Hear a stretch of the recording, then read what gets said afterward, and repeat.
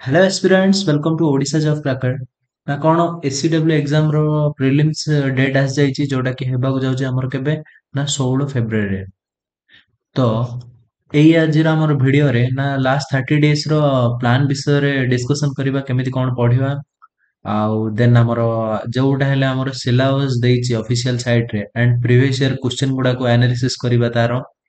then आमे गोटे realistic गोटे शेड्यूल प्लान करबा जोटा कि आमे अचीव करि परिबा ଆଉ ଆମର ସିଲାବସ୍ ମଧ୍ୟ ମାକ୍ସିମମ୍ କଭର ହେଇଯିବ ସେଇଭଳିଆ ଗୋଟେ କଣ କରିବା ନା ରିଏଲିଷ୍ଟିକ ସେଡ୍ୟୁଲ ଗୋଟେ ପ୍ଲାନ୍ କରିବା ଦେନ୍ ଆମର ହାଇ ଇଲ୍ଡ ଟପିକ ଯୋଉଟା ଅଛି ଯୋଉଟାର କି ଏକ୍ସାମ ରେ ୱେଟେଜ ବହୁତ ଅଧିକ ଅଛି ସେଇ ଟପିକ କଣ କଣ ସେ ବିଷୟରେ ଦେଖିବା ଦେନ୍ ଆମର ଏଇ ଏକ୍ସାମ କୁ କ୍ରାକ୍ କରିବା ପାଇଁ କଣ କଣ ଜିନିଷକୁ ଆମେ ରିଭିଜନ କେମିତି କରିବା ଆଉ ଆମର ମାଇଣ୍ଡ ସେଟ କଣ ରହିବା ଦରକାର ସେହି ବିଷୟରେ ଦେନ୍ ଆମର ଯେତିକି ହେଲେ ଆମର ଆସ୍ପିରେଣ୍ଟସ୍ ଥାଆନ୍ତି କୋଉ କୋଉ କମନ ପ୍ରୋବ୍ଲେମ ଫେସ୍ କରିଥାନ୍ତି ତାହାର ସଲ୍ୟୁସନ କଣ ହେଇପାରିବ ଲାଇକ୍ ଏବେ ମୁଁ କହିଲି କି ବହୁତ ଜଣ ପିଲା ଅଛନ୍ତି ଯୋଉଟା ପଢୁଥିବେ ଭୁଲି ଯାଉଥିବେ ବହୁତ ଜଣ ପିଲା ଅଛନ୍ତି ସେମାନଙ୍କୁ ସବୁ ଜିନିଷ ଜଣା କିନ୍ତୁ ଏକ୍ସାମ ହଲରେ ଆଟେଣ୍ଡ କଲା ବେଳୁ ଭଲସେ ଆଟେଣ୍ଡ କରିପାରନ୍ତି ନାହିଁ ବହୁତ ଜଣଙ୍କର ଟାଇମ ଇସ୍ୟୁ ଥାଏ ଯାହାର ବି ଯୋଉ ପ୍ରୋବ୍ଲେମ୍ସ ଅଛି କମନ ପ୍ରୋବ୍ଲେମ୍ସ ଗୁଡାକ ସେଇଗୁଡାକର ସଲ୍ୟୁସନ ବି ମୁଁ ଲାଷ୍ଟ କହିଦେବି ତାହା ସହିତ କିଛିଟା ଏକ୍ସଟ୍ରା ଟିପ୍ସ ମଧ୍ୟ ଦେବି ଏକ୍ସାମ ର ଓକେ ତ ଚାଲନ୍ତୁ ତ ମୁଁ ଯଦି କହିବି ଏକ୍ସାମ ଆମର କେତେଟା ଷ୍ଟେଜରେ ହଉଛି ନା ତିନିଟା ଷ୍ଟେଜରେ ହଉଛି ଗୋଟେ ହଉଛି ପ୍ରିଲିମ୍ସ ମେନ୍ସ ଦେନ୍ ଆପଣଙ୍କର ଡକ୍ୟୁମେଣ୍ଟ ଭେରିଫିକେସନ କିଛି କରିବାର ନାହିଁ ମେନ୍ ହେଲା ଆପଣଙ୍କର କଣ ନା ପ୍ରିଲିମ୍ସ ଏକ୍ସାମ ମେନ୍ସ ଏକ୍ସାମ ତ ପ୍ରିଲିମ ରେ ମୁଁ ଯଦି କହିଲି ପ୍ରିଲିମ ର ସିଲାବସ କିଛି ଏମିତି ନା ଏଇ ମେଇନଲି ଆମର ଏଇ ପାଞ୍ଚଟା ଟପିକ ରୁ ଆସିଥାଏ କ୍ୱେଶ୍ଚିନ୍ସ ବୁଝିଲେ ତ ମୁଁ ଯଦି ଟପିକ ୱାଇଜ ଯଦି ମୁଁ ୱେଟେଜ କହିବି ଲାଷ୍ଟ ଇୟର ଆମର ମ୍ୟାଥ ରୁ ଆସିଥିଲା କେତେଟା ନା 35ଟା କ୍ୱେଶ୍ଚିନ୍ କମ୍ପ୍ୟୁଟର ରୁ ଆସିଥିଲା କେତେ 25 କ୍ୱେଶ୍ଚିନ୍ କରେଣ୍ଟ ଆଫେୟାର ରୁ କେତେ 35 କ୍ୱେଶ୍ଚିନ୍ ରିଜନିଂ ରୁ 30 ଡିଆଇ ରୁ 25 ତ ମୁଁ ଯଦି କହିବି ଆମର ଟାର୍ଗେଟ କେତେ ରହିବା ଦରକାର ଏଇଥର ଏକ୍ସାମ ରେ ନା ଦେଖନ୍ତୁ ଲାଷ୍ଟ ଥର ଯଦି ମୁଁ କଟ ଅଫ୍ କଥା କହିଲି ତ କଟ ଅଫ୍ ଦେଖିପାରୁଥିବେ ୟୁଆର ପ୍ରିଲିମ ର କଟ ଅଫ୍ କେତେ ଯାଇଛି 114 କେତେ ଯାଇଛି 114 ତାପରେ ଏଇଟା କ୍ୟାଟେଗୋରୀ ୱାଇଜ ରିମେନିଂ କ୍ୟାଟେଗୋରୀରେ ଦେଇ ଦେଇଛି କଟ ଅଫ୍ ତ ଦେଖନ୍ତୁ ସବୁବେଳେ ଟ୍ରାଏ କରନ୍ତୁ ସବୁ ପିଲା ଯୋଉ ବି କ୍ୟାଟେଗୋରୀକୁ ବିଲଙ୍ଗସ କରନ୍ତୁ ନା କାହିଁକି ସବୁବେଳେ ଟାର୍ଗେଟ କର କୋଉ କଟ ଅଫ୍ କୁ ନା ୟୁଆର କଟ ଅଫ୍ ଆଚିଭ୍ କରିବା ପାଇଁ ଟାର୍ଗେଟ କର ମୋ ହିସାବରେ ଯଦି ମୁଁ କହିବି ଆଇଡିଆଲ ମାର୍କ କେତେ ରହିପାରିବ ଆଇଡିଆଲ କଟ ମାନେ ଆଇଡିଆଲ ଗୋଟେ ପିଲାଟିଏ ମାର୍କ କେତେ ରଖିବା କଥା ନା ଦେଖନ୍ତୁ ନା ମୋ ହିସାବରେ କେତେ ରହିବା ଦରକାର ନା 120 ମାର୍କ ମିନିମମ୍ ଆଇଡିଆଲ ମାର୍କ ଏଇଟା 120 ଯଦି ପ୍ଲସ ଆଣୁଛନ୍ତି ତ ଆପଣ ଆରାମରେ ଗୋଟେ ମାନେ ଆରାମରେ ଏଇ ଏକ୍ସାମ ଟାକୁ କ୍ରାକ୍ କରିପାରିବେ ପ୍ରିଲିମ୍ସ ଟାକୁ ନା କଣ ପାଇଁ ଏମିତି କହିଲି ନା ଦେଖନ୍ତୁ ଗୋଟେ ପିଲା ଯଦି ଚାହିଁବ ମ୍ୟାଥ ରେ କୋଉଟାରେ ନା ମ୍ୟାଥ ରେ ଭଲସେ ଯଦି ସେ ତାର କନସେପ୍ଟ କ୍ଲିୟର କରୁଛି ଦେନ୍ ସିଏ ଆରାମରେ ଯଦି 35ଟା କ୍ୱେଶ୍ଚିନ୍ ଆସୁଛି ସିଏ 30ଟା କ୍ୱେଶ୍ଚିନ୍ ଆରାମରେ ସିଏ ସଲ୍ଭ କରିପାରିବ ମୁଁ ମିନିମମ୍ କଥା କହୁଛି 30 ରୁ 32 ହେଲେ ଯାଇପାରେ ସେଇଟା କଣ ପାଇଁ ନା ଦି ତିନିଟା କ୍ୱେଶ୍ଚିନ୍ ଏମିତି ଟିକେ ପକେଇଥିବ ଯୋଉଟା ଟିକେ କାଲକୁଲେଟିଭ ଥିବ ନହେଲେ କେବେ ଆଗରୁ ଆପଣ ଦେଖିନଥିବେ ସେଇ ଟାଇପର ମ୍ୟାଥରେ କ୍ୱେଶ୍ଚିନ୍ ଆସେ ତ ମୁଁ ଏଭରେଜରେ କହୁଛି ମ୍ୟାଥରୁ କେତେ କରିପାରିବ ଜଣେ 30 କରିପାରିବ ମୁଁ ଯଦି କହିଲି କମ୍ପ୍ୟୁଟର କମ୍ପ୍ୟୁଟର ଆପଣଙ୍କର ଟାର୍ଗେଟ କେତେ ରହିବା ଦରକାର ଲାଷ୍ଟ ଥର କେତେ ହେଇଥିଲା ନା 25ଟା କ୍ୱେଶ୍ଚିନ୍ ଆସୁଛି ତ ଆପଣ ଟାର୍ଗେଟ ରଖି ଚାଲନ୍ତୁ ପାଞ୍ଚଟା କ୍ୱେଶ୍ଚିନ୍ ଦି ତିନିଟା କ୍ୱେଶ୍ଚିନ୍ ତ ଇଆଡେ ସିଆଡେ ହବ ଆଉ ଗୋଟେ ଦିଟା କ୍ୱେଶ୍ଚିନ୍ ଯଦି ଭୁଲ ହେଲେ ହେଲା ଆପଣ ଟାର୍ଗେଟ ରଖି ଚାଲନ୍ତୁ କେତେ ନା 20ଟା କ୍ୱେଶ୍ଚିନ୍ ଟାର୍ଗେଟ ରଖି ଚାଲନ୍ତୁ ଯଦି ମୁଁ କହିଲି କରେଣ୍ଟ ଆଫେୟାରରେ ତ ସମସ୍ତେ ଷ୍ଟ୍ରଙ୍ଗ ନାହିଁ ଯଦି ସେ ଇଜି ପଚାରିଦେଲା ଦେନ୍ ଆପଣ ଆରାମସେ କରିଦେବେ ଯଦି ଟିକେ ହାର୍ଡ ପଚାରିଦେଲା କରିପାରିବେନି ତ ସେଥିପାଇଁ ବୋଲି ମୁଁ ନେଇକି ଚାଲୁଛି କେତେ ନା ଆପଣ 35ରୁ ମନେକର ନେଇକି ଚାଲନ୍ତୁ 28ଟା କ୍ୱେଶ୍ଚିନ୍ କରୁଛନ୍ତି ଆଉ ସାତଟା ମନେକର ଆଉଟ୍ ଅଫ୍ ସିଲାବସ ଆପଣଙ୍କର ପଳାଇଲା ଯଦି ମୁଁ କରେଣ୍ଟ ଆଫେୟାର ବିଷୟରେ ହେଲେ କହିଲି ନା ଦେଖନ୍ତୁ ମୁଁ ଟପିକ ୱାଇଜ ହେଲେ କହିଦଉଛି ନା କମ୍ପ୍ୟୁଟର ଯୋଉ ମୁଁ କହିଲି କମ୍ପ୍ୟୁଟରରେ କଣ ହଉଛି ନା ଓଏସଏସି ଉପରେ ଡିପେଣ୍ଡ ରହିଲା ଆପଣ ସେଇ କ୍ୱେଶ୍ଚନ ଟାକୁ ଆଟେଣ୍ଡ କରିବେ ନା କରିବେନି କଣ ପାଇଁ ନା ବହୁତ ଥର ଓଏସଏସି କଣ କରୁଛି ଇଜି କ୍ୱେଶ୍ଚନ ପଚାରି ଦଉଛି ବହୁତ ଥର କଣ କରୁଛି ଇଏ ନା ହାର୍ଡ କ୍ୱେଶ୍ଚନ ପଚାରି ଦଉଛି ଯୋଉଟା କି କୋଉ ପିଲା ହେଲେ ଏକ୍ଜାମ କରିପାରୁନାହାନ୍ତି ଲାଇକ ମୁଁ କହିବି ଲାଷ୍ଟ ଥର ଆପଣଙ୍କର କଣ ହେଇଥିଲା ନା ସେ ଏମଏସ୍ କ୍ୱେରି ରୁ ଏସଏସ୍ ରୁ କ୍ୱେଶ୍ଚନ ପଚାରି ଦେଇଥିଲା ଯୋଉଟା କି ପିଲା ପଢିକି ଯାଉନଥିଲେ ତ ସେଥିପାଇଁ ବୋଲି ପିଲାମାନଙ୍କର ଅସୁବିଧା ହଉଥିଲା କମ୍ପ୍ୟୁଟରରେ ଆଉ ବହୁତ ଜାଗାରେ ଇଜି ମଧ୍ୟ ପଚାରି ଦଉଛି ତ ମୁଁ ଏଭରେଜରେ ଧରିକି ଚାଲୁଛି 20 କ୍ୱେଶ୍ଚିନ୍ ବୁଝିଲେ ସେମିତି କରେଣ୍ଟ ଆଫେୟାର ହେଲେ ଆପଣଙ୍କୁ ବହୁତ ବଡ କିଛି ପଢିବା ଦରକାର ନାହିଁ मोस्ट इंपोर्टेंट लास्ट 4 मंथ्स रो जदी देखि दउचंदी आराम रे करंट अफेयर आपनकर क्लियर हो बुझिले तापर मु कहली कोन ना रीजनिंग ପାଇଁ ଆପଣ ଟାର୍ଗେଟ କେତେ ରହିବା ଦରକାର ନା ରିଜନିଂ ପାଇଁ ଧରିକି ଚାଲନ୍ତୁ 27 ରୁ 28 ମିନିମମ୍ ମୁଁ କହିଲି 27 ଟା क्वेश्चन ଆପଣ एटलिस्ट ଆପଣ अटेम्प्ट କରିବାର ଅଛି कौन ପାଇଁ रीजनिंग इजी आसे खाली कोडा देखिए ना पजल एंड सिटिंग अरेंजमेंट टिके भलसे देखि जाइथिबे जा फलर कि आपनकर अटेम्प्ट आराम से 30 ରୁ 30 मध्ये हेइ जियो तो डीआई देखो डीआई कौन होची ना आपनकर जदी कैलकुलेशन स्ट्रांग अछि मैथ रे भी ठीक ठाक अछंती देन आपण आराम रे मु धरि कि चलछ गोटे क्वेश्चन हेला एपोर्ट सेपोर्ट हेला तो आपण केते अटेम्प्ट करि परिए ना 20 अटेम्प्ट करि परिए तो केते हेला हमर 30 20 50 50 20 70 70 20 90 90 प्लस 20 110 110 प्लस 15 125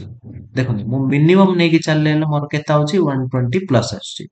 मिनिमम ए सब केतळ जेतळ कि आपण ई मार्क फिचिंग सब्जेक्ट गुडा करे टिके भलो मार्क रखिबे मैथ रे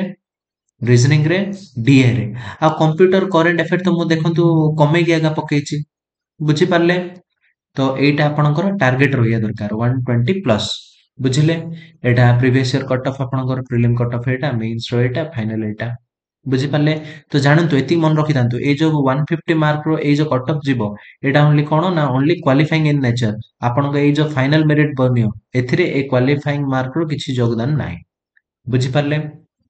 देखंतु ताहापर मु कहली ए जो हमर 30 डेज प्लान रे आपनको कोन ना गोटे रियलिस्टिक शेड्यूल गोटे बनायार अछि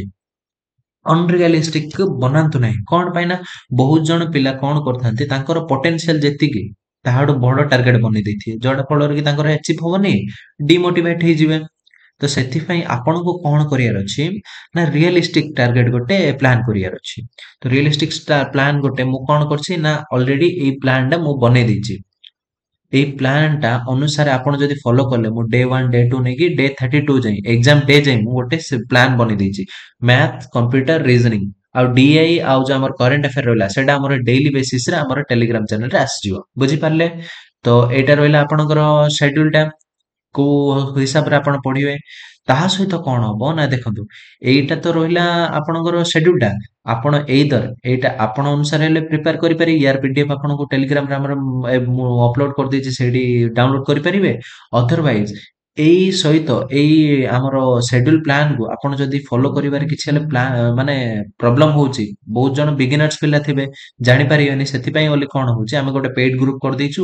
ଯୋଉଥିରେ କି ଡେଇଲି ବେସିସରେ ଆମର ଏଇ ଯୋଉ ଟପିକ ଅନୁସାରେ କଣ ହବ ଗୋଟେ ଷ୍ଟଡି ମେଟେରିଆଲ ଯିବ ଆପଣ ସେଥିରୁ ପଢିବେ ତା ସହିତ ଆପଣ କଣ କରିବେ ଗୋଟେ ଆପଣଙ୍କୁ କ୍ୱିଜ ହେଲେ ଦିଆଯିବ ତ କ୍ୱିଜ ହେଲେ ପ୍ରାକ୍ଟିସ କରିବେ ଏ ଲାଷ୍ଟକୁ ମକ୍ ଟେଷ୍ଟ ଗୁଡାକ ହେଲେ ଆପଣଙ୍କୁ ଦିଆଯିବ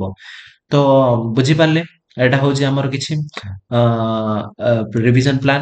ତ ମୁଁ କଣ କହୁଥିଲି ନା ରିୟଲିଷ୍ଟିକ ସେଡ୍ୟୁଲ ଆପଣଙ୍କୁ ବନେଇବାର ଅଛି ତ ରିୟଲିଷ୍ଟିକ ଷ୍ଟେବୁଲ ମାନେ କଣ ସେଡ୍ୟୁଲ ମାନେ କଣ ହଉଛି ନା ବହୁତ ଜଣ କଣ କରୁଛନ୍ତି ନା ଟାଇମ କୁ ଟାର୍ଗେଟ କରି ଚାଲିଛନ୍ତି କଣ ନା ଟାଇମ କୁ ଟାର୍ଗେଟ କରନ୍ତି କଣ ଆଜି ମୁଁ 4 ଘଣ୍ଟା ପଢିବାର ଅଛି ଆଜି ମୁଁ 5 ଘଣ୍ଟା ପଢିବାର ଅଛି ଆଜି ମୁଁ 6 ଘଣ୍ଟା ପଢିବାର ଅଛି ଏମିତି ବହୁତ ଜଣ ଟାଇମ କୁ ଟାର୍ଗେଟ କରି ଚାଲନ୍ତି ସେଡ୍ୟୁଲରେ ଆଉ କେତେ ଜଣ କଣ କରୁଛନ୍ତି ନା ଟାର୍ଗେଟ କୁ ଆଗା ସେଟ୍ କରନ୍ତି ଟାର୍ଗେଟ ସେଟ୍ କରି ପଢିଥାନ୍ତି ଟାର୍ଗେଟ ସେଟ୍ କଲେ କଣ କେମିତି ନା ଆଜି ମତେ ପରସେଣ୍ଟେଜ ସାରିବାର ଅଛି ଆଉ ଗୋଟେ ପିଲା କହିଲା କଣ ଆଜି ମତେ କମ୍ପ୍ୟୁଟରରେ ସଫ୍ଟୱେର ଚାପ୍ଟରଟା ସାରିବାର ଅଛି ତ କେତେ ଜଣ ପିଲା କଣ କରନ୍ତି ନା ଟାର୍ଗେଟ ବେସ୍ଡ ଆପ୍ରୋଚ ଚାଲନ୍ତି ତ ଏଇ ଦିଟାରେ ପ୍ରୋବ୍ଲେମ କଣ ହୁଏ ନା ଦେଖ ଟାଇମ କୁ ଆପଣ ଯଦି टार्गेट कले देन समस्तଙ୍କର କଣ କ୍ୟାପାସିଟି ଅଲଗା ଅଲଗା ତ ଟାଇମ କୁ ଯଦି ମୁଁ ଟାର୍ଗେଟ କଲି ମୁଁ କହିଲି ଆଜି ମନକର ମୁଁ ଜିଓମେଟ୍ରି ସରିବାର ଅଛି ଫର ଏକ୍ସାମ୍ପଲ ଜିଓମେଟ୍ରି ତ ବଡ ଚାପ୍ଟର ଟା ଆଜି ସରି ପାରିବ କି टाइम गोटे लिमिटेड टाइम पीरियड रे सरी परियोनी तो एटा पई होली मे भी गोटे दिन लागि पारे जदी क्वेश्चन हार्ड रोइला 2 दिन लागि पारे जदी टफ रोइला 4-5 दिन लागि जियो तो सेडी अपन डिप्रेस्ड हे जे कोन ना ए टॉपिक ता तो गोटे दिन रे मते रिवाइज करियार थिला ए टाइम रे किंतु एटा कोन हे गेला ना ଅଧିକ ଦିନ ପଡିଲା ସେଥିପାଇଁ ଡିପ୍ରେସନ କୁ ପଳେଇ ଆପଣ ଯଦି ଟାର୍ଗେଟ ଆପଣ କଣ କରୁଛନ୍ତି ନା ଟାର୍ଗେଟ ବେସ୍ଡ ଆପ୍ରୋଚ ଚାଲିଛି ଫର ଏକ୍ସାମ୍ପଲ ଆପଣଙ୍କୁ ଆଜି ସାରିବାର ଅଛି କଣ ନା ପରସେଣ୍ଟେଜ ସାରିବାର ଅଛି परसेंटेज रे आपण करू करू कोन 100 क्वेश्चन कर देले बुझि पाले 100 क्वेश्चन करिया पे आपन केते समय लागि जाउछ मन कर 2-3 दिन लागिला आ गुटे पिला देखले कोन से गोटे दिन रे कंप्लीट कर दोउची तो आपण सेडियल पळे कहिया कि मोर 2-3 दिन पड़ला परसेंटेज रे मोर रिवीजन हेलानी टाइम एते पळेला आ मु सब जा टॉपिक को केमिति पढी आपण एटी द्वंद्वर पडिजिवे तो ସେଇଟା ପାଇଁ ଏଇ ଦିଟା को आपण कोन करंतु इंटीग्रेट करिकि चालंतु तो आपण जो शेड्यूल टा बनेबे टाइम प्लस टार्गेट ए दिटा को इंटीग्रेट करिकि कोन करिवे गोटे शेड्यूल प्लान करिवे आपणकर टार्गेट अनुसार कोन आपणकर कैपेसिटी केते अछि मेन एडी कोन पॉइंट रहला ना आपणकर कैपेबिलिटी केते घंटा पढी परिए आ केते टॉपिक आपण कवर करिए ସେଇଟାକୁ ଇଣ୍ଟିଗ୍ରେଟ କରିକି ଆପଣ ଗୋଟେ ସେଡ୍ୟୁଲ ଗୋଟେ ବନାନ୍ତୁ ଏମିତି ନାହିଁ ଯେ ଲଙ୍ଗ ଲଙ୍ଗ ଆୱାର ଆପଣ ମେନ୍ ଜିନିଷ କଣ ହଉଛି ନା କାହା ସହିତ ହେଲେ କେବେ କମ୍ପେୟାର କରନ୍ତୁ ନାହିଁ ସିଏ 4 ଘଣ୍ଟା ପଢୁ 5 ଘଣ୍ଟା ପଢୁ 10 ଘଣ୍ଟା ପଢୁ ତା ସହିତ ଆମେ କମ୍ପେୟାର କରିବା ଦରକାର ନାହିଁ ଏଇଠି କଣ ହଉଛି ନା ଆମର ଏଇ କମ୍ପିଟିଟିଭ ଫିଲ୍ଡରେ ସମସ୍ତଙ୍କର ଅଲଗା ଅଲଗା ମ୍ୟାରାଥନ ଚାଲିଛି ସମସ୍ତଙ୍କର ସ୍ପିଡ ଅଲଗା ଅଲଗା ତ କାହା ସହିତ କମ୍ପେୟାର କରିବା ଦରକାର ନାହିଁ ନିଜେ ନିଜର ସେଡ୍ୟୁଲ ବନାନ୍ତୁ ନିଜେ ନିଜେ ଫଲୋ କରନ୍ତୁ ବୁଝିପାରିଲେ ଏଇଟା ହଉଥିଲା ରିଏଲିଷ୍ଟିକ ସେଡ୍ୟୁଲ ତାପରେ ଆଉ କଣ ହେଲା ନା focus on high yield topics ମାନେ ଫର ଏକ୍ସାମ୍ପଲ କଣ ନା ଦେଖନ୍ତୁ ଗୋଟେ ପିଲାକୁ ଯଦି କହିବ ମୁଁ ଆଜି କଣ କରିବି ନା ପୁରା ଡେ କ୍ଲକ ରେ କ୍ଲକ ଆକା ପଢିବି ପଢିବା ପାଇଁ ତ ବହୁତ କିଛି ଜିନିଷ ଅଛି ସେ କହିଲେ କ୍ଲକ ଆଜି ଦିନଟା ଯାଏ ମୁଁ ରିଭାଇଜ କରିବି ତାପର ଦିନ ରିଭାଇଜ କରି କ୍ୟାଲେଣ୍ଡର ରିଭାଇଜ କରିବି ବୁଝିପାରିଲେ ଯଦି ସେ ଦିନଟା ଯାରେ କ୍ଲକ କଲେ କ୍ଲକ ରେ ଯେତିକି କନସେପ୍ଟ ଅଛି ସେ ଯା କଭର ହବନି କି କ୍ଲକ ରେ ଯେତିକି କୋଶ୍ଚିନ୍ ଅଛି ସେ ଯା ହେଲେ କଭର ହବନି କିନ୍ତୁ ଏଇଠି ଇଫେକ୍ଟ ପଡିବ କଣ ନା ଏକ୍ସାମ ରେ ଆର ୱେଟେଜ କେତେ କ୍ଲକ ରୁ ଗୋଟେ କୋଶ୍ଚିନ୍ ଆଇବ କ୍ୟାଲେଣ୍ଡର ଗୋଟେ କୋଶ୍ଚିନ୍ ଆଇବ ଏକ 2 ମାର୍କ ପାଇଁ ହେଲେ ଆପଣ ୱେଷ୍ଟ କରିଦେଲେ 2 days ବୁଝିପାରିଲେ ତ ସେଥିପାଇଁ ବୋଲି ଆପଣଙ୍କୁ କଣ କରିବାର ଅଛି ନା ୱେଟେଜ ଅନୁସାରେ ଏକ୍ସାମ ରେ ୱେଟେଜ ଦେଖିବେ କୋଉ ଟପିକ ରୁ ଅଧିକ ୱେଟେଜ ଆସୁଛି ତ ସେଇ ଟପିକ ଉପରେ ଆପଣ ଟାର୍ଗେଟ କରନ୍ତୁ ସେଇ ଟପିକ କୁ ଏଚିଭ କରି ମାନେ କଭର କରିବା ପାଇଁ ବୁଝିଲେ ତାପରେ ମୁଁ କିଛି ଆମର ଏଇଟା ଦେଇ ଦେଇଛି ଆମର କଣ ସିଲାବସ ଯୋଉଟାରୁ କି ଅଧିକ ଅଧିକ କୋଶ୍ଚିନ୍ ଆସିଥାଉଛି ତ ଏଇଟାର ମ୍ୟାଥ ର ଏଇଟା କମ୍ପ୍ୟୁଟର ରିଜନିଂ ସେମିତି ମୁଁ ବୁଝିପାରିଲେ ଏଇ ତିନିଟାକୁ ମୁଁ ଦେଇ ଦେଇଛି ଆଉ କମ୍ପ୍ୟୁଟର ତ ଦେଇ ଦେଇଛି ମ୍ୟାଥ ରିଜନିଂ ଡିଆଇ ତ ଆପଣ ପ୍ରାକ୍ଟିସ କରିବେ ଆଉ ଆମର ରହିଲା କରେଣ୍ଟ ଆଫେୟାର ସେଇଟା ହେଲେ ଆପଣ ପଢିବାକୁ ପଡିବ ତ ସେଥିପାଇଁ ମୁଁ ଆଉ କିଛି ସିଲାବସ ବନେଇନି ତ ଏଇଟା ରହିଲା ମେନଲି ଏଇ ତିନିଟା ତାପରେ ଏଇଟା ତ ମୁଁ ଆପଣଙ୍କ ରିଭିଜନ ପ୍ଲାନ ବିଷୟରେ ମୁଁ କହିଦେଇଥିଲି ତ ଦେଖନ୍ତୁ କେତେଟା ମୁଁ ଟିପ୍ସ ଦଉଛି ଦେଖନ୍ତୁ ରିଭିଜନ ଆପଣ କେମିତି କରିବେ ନା ଡେଇଲି ଆପଣ ରିଭିଜନ ଟିକେ କରିବା ପାଇଁ ଟ୍ରାଏ କରନ୍ତୁ ତ ଡେଇଲି ରିଭିଜନ ମାନେ କଣ ୟେଷ୍ଟରଡେ ଯୋଉଟା ପଢିଥିବେ ସେଟା ଟୁଡେ ରିଭାଇଜ କରିବେ ଟୁଡେ ଯୋଉଟା ପଢିଥିବେ ସେଇଟା ଆପଣ ଟୁମାରୋ ରିଭାଇଜ କରିବେ ତ ଏଇ ହିସାବରେ ଆପଣ ଡେଇଲି ରିଭିଜନ କରିବାକୁ ଟ୍ରାଏ କରନ୍ତୁ ଯେତିକି ହେଲେ ଟପିକ ପଢୁଛନ୍ତି ସେ ସବୁକୁ ଡେଇଲି ଟିଲ୍ ୟୋର ଏକ୍ସାମ ଏତିକି ଦିନ ଯାଇ ଆପଣ କଣ୍ଟିନ୍ୟୁ ରିଭାଇଜ କରିବା ପାଇଁ ଟ୍ରାଏ କରନ୍ତୁ ତାପରେ ରହିଲା ଆପଣଙ୍କର କଣ ନା ମକ୍ ଟେଷ୍ଟ କେମିତି ଦେବେ ନା ମକ୍ ଟେଷ୍ଟ ଆପଣଙ୍କୁ ଦେବାର ଅଛି ଏଭ୍ରି ୱିକରେ ଏଟଲିଷ୍ଟ ଦିଟା ମକ୍ ଟେଷ୍ଟ ଦେବାକୁ ଟ୍ରାଏ କରନ୍ତୁ ଏଇ ମକ୍ ଟେଷ୍ଟ ଆପଣଙ୍କୁ କୋଉଠି ମିଳିବ ନା ଆପଣଙ୍କର ଆମ ଟେଲିଗ୍ରାମ ଚ୍ୟାନେଲରେ ଏଇ ଓଏସଏସସି ସିଏଚଏସଏଲ ରେ ଆପଣଙ୍କୁ ମକ୍ ଟେଷ୍ଟ ହେଲେ ମିଳିଯିବ ଯୋଉଟା କି ପ୍ରିଭିୟସ ଇୟର କ୍ୱେଶ୍ଚିନ୍ ବେଷ୍ଟ ଥିବ ତ ଆପଣ ଟ୍ରାଏ କରନ୍ତୁ ଦିଟା ମକ୍ ଟେଷ୍ଟ ଦେବେ ତାହା ସହିତ ସେଇଟାକୁ ଭଲସେ ଆନାଲିସିସ୍ କରିବେ ଆନାଲିସିସ୍ କରିବା ଦ୍ଵାରା ଆପଣଙ୍କର ୱିକ୍ ପଏଣ୍ଟ ଜଣା ପଡିଯିବ ଯୋଉ ହେଲେ ୱିକ୍ ପଏଣ୍ଟ ଥିବ ସେ ଉପରେ କାମ କରିବେ ବୁଝିପାରିଲେ ତାପରେ ମୁଁ ଲାଷ୍ଟ କହିଥିଲି କଣ କେତେଟା ପ୍ରୋବ୍ଲେମ ଅଛି ସେ ପ୍ରୋବ୍ଲେମ ର ସଲ୍ୟୁସନ ହେଲେ କହିବି ବୋଲି ତ ଦେଖନ୍ତୁ ବହୁତ ଜଣ ପିଲାଙ୍କର ପ୍ରୋବ୍ଲେମ ଥାଏ କଣ ନା ଯୋଉଟା ପଢୁଥିବେ ସେଇଟା ଭୁଲିଯିବେ ତ ସେଇଟା କଣ କରିବେ ନା ମୁଁ ଏବେ ଜଷ୍ଟ ବିଫୋର କହିଲି ଯଦି ଆପଣ ଡେଇଲି ଯଦି ରିଭାଇଜ କରୁଛନ୍ତି କଣ ଆପଣଙ୍କୁ କରିବାର ଅଛି ଡେଇଲି ବେସିସ ରେ ରିଭିଜନ ଆପଣ ଯଦି କହିବେ ଆଜି ମୁଁ ପଢିବି ଆଉ ତ ସପ୍ତାହ ପରେ ରିଭାଇଜ କରିବି ସେମିତି ହବନି ଆପଣଙ୍କୁ କଣ କରିବାର ଅଛି ଡେଇଲି ବେସିସ ରେ ରିଭିଜନ କରିବାର ଅଛି ଡେଇଲି ରିଭାଇଜ କଲେ ଦେନ ଆପଣ ଯୋଉଟା ପଢୁଛନ୍ତି ସେଇଟା ହେଲେ ଭୁଲିବେନି ତାପରେ କଣ କରୁଛନ୍ତି କେତେ ଜଣ ପିଲା ଲେସ୍ ଟାଇମ ଇନ ମକ୍